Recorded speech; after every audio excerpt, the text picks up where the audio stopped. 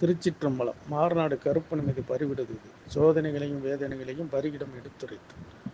களி வெண்பா மோதந்தளித்த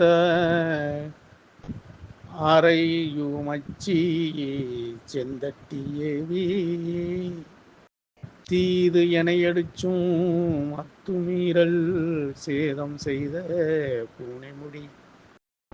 இக்கோணப்பள்ளு வீரன் என்று அழைப்பனக்கான்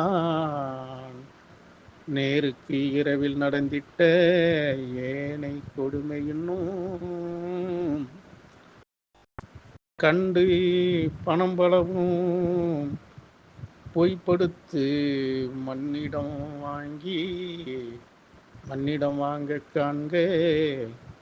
மண்டி கட்டு மண்ணாசை